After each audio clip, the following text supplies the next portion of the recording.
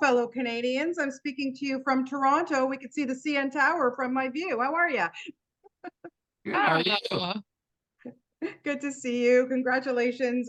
Listen, here in Canada, of course, we get it on CTV. We love the show, and now Roku and everything. It's so fantastic. Okay, so Meaghan, let's start with you because obviously this show is doing so well. Why do you think it is striking a chord with us audiences? I mean, what we're hearing is just the fact that families can really see themselves in the characters. It's a really fresh take on the family sitcom. Yeah. And it's such a compliment to us because that's what we found appealing about it when we first read the scripts. It was just like the nuances, the details, the specifics, and Kurt's meeting our showrunner takes it from his own life, and so it's kind of a personal story, so it's always so nice to get that feedback from people that they do find it relatable. Absolutely, for sure. I mean, my kids are all grown, but oh my goodness, boy, have I like, yeah, I wish I had this show like 20 years ago. I can tell you that much. Aaron, for you, what I love about this couple too and this family, I mean, the characters are on the same side. Like they're not butting heads. You know what I mean? They're not like, no, I'm going to do it my way and I'm going to do it my way. Like they are compatible. That's very refreshing for this show, I think. I agree. It's the first thing that we talked about when we met and talked about the script. It's the thing that really gravitated us towards it. The show. I think with so many family sitcoms before this, it's usually like the husband's some big oaf and wants to like sort of find a way to watch the game or whatever, and the wife is taking care of him like he's another child, and they're like, it's easy to have comedy where they're just at conflict all the time. But for this show, for them to be just such a cohesive unit who love each other so much and are very sort of emotionally intelligent, and when they do have disagreements can work it out sort of as adults and people who as a partnership, really resonates as something very new and something very fresh. And I think that resonates with people who even don't have kids, and just we get approached by people who are just in a relationship and relate to the show just because of how it writes James and Astrid. Yeah, and Meaghan, for you, I mean, look, you shot during the pandemic. You were what, 5 or 6 months pregnant? Okay, and now we have, of course, a third child into the mix here. Okay, how did you get through all of this? You're producing the show too. I mean, are you Wonder Woman? What's going on? Yes, I'm Wonder Woman. You really teed her up for that one. What can I say? I'm amazing. Yeah, no, I obviously have a lot of help. It's not easy. It's a lot of energy, and it's like definitely it's not an easy thing to do while pregnant. But yeah, there's a team of lovely people behind the scenes that help a lot. Yeah, but for producing too, like calling the shots, I mean, just getting to put in that little extra input. How cool has that been for you? Yeah, it's been amazing. It's nice, as an actor, you spend so long in your career kind of at the mercy of other people and without any real say and ownership in something. And it's nice to kind of have that to work long enough where where someone's like, hey, you want to do this? And the answer is yes. Yeah, okay, good. Oh, that's awesome. Aaron, I want to know now that you guys are seasoned pros with this show, 3 seasons in, what's the best parenting tips you've picked up? Oh no. Well, I mean, I to go along with what we talked about, I mean, I think that communication, which is such a big part of the show, and all the minutia that goes into that communication between, I mean, it's really a show about parents and parenting.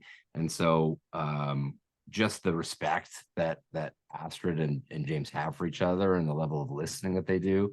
And I think that somehow makes, I mean, you'd think it wouldn't make the show as funny, but it makes the show so much more loving and so fresh and so funny when it goes off the rails, because you feel like they're on the same page. They've got a great plan of attack, and then it all goes wrong in a surprising, hilarious way, which is, of course, very different than I think most family sitcoms. Yeah, absolutely. And Meaghan, what have you taken from things maybe you've learned on the show and maybe bring it home? Anything? I mean, listen, I'm still learning. I'll be the first person to say I have no idea what I'm doing. Well, that's good.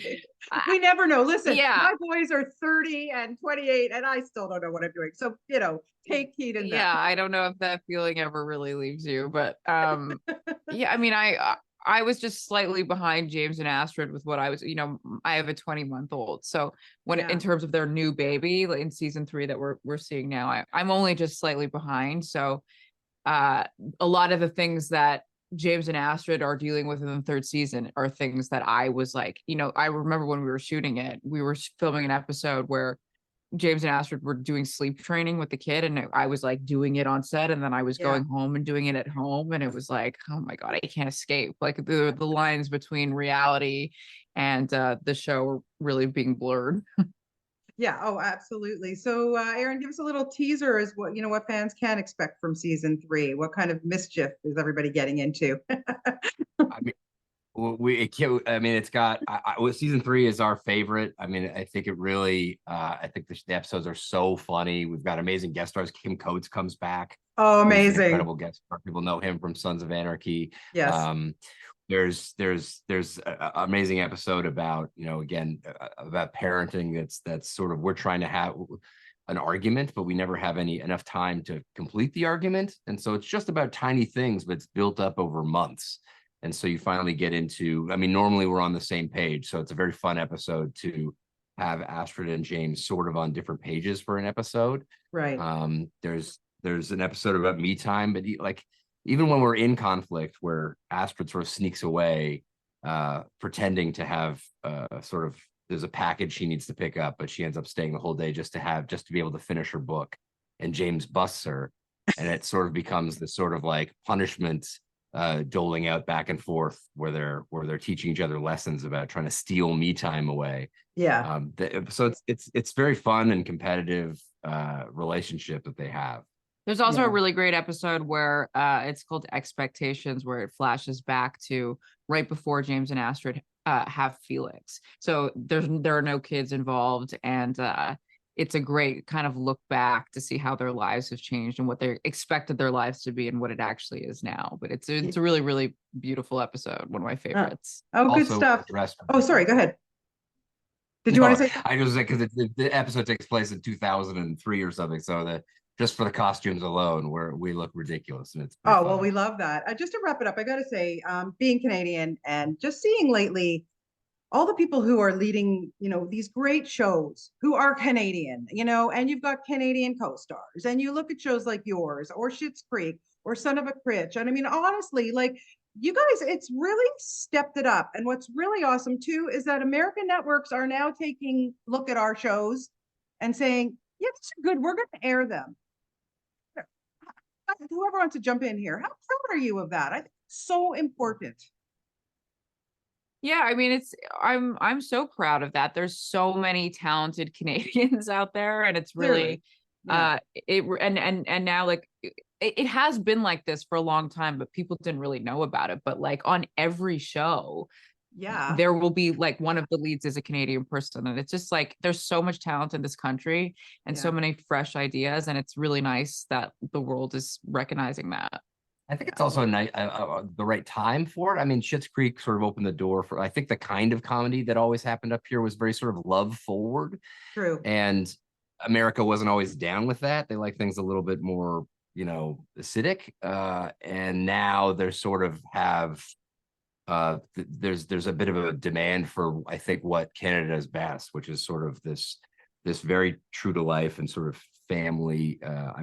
This isn't a family show, it's more about parenting, but it's very love forward. It's in the vein of Schitt's Creek. Kurtz Smeaton, our showrunner, of course, worked on Schitt's Creek. And so it's personal and it's funny in those same sort of warmth ways. And I think America is really starting to respond to that style.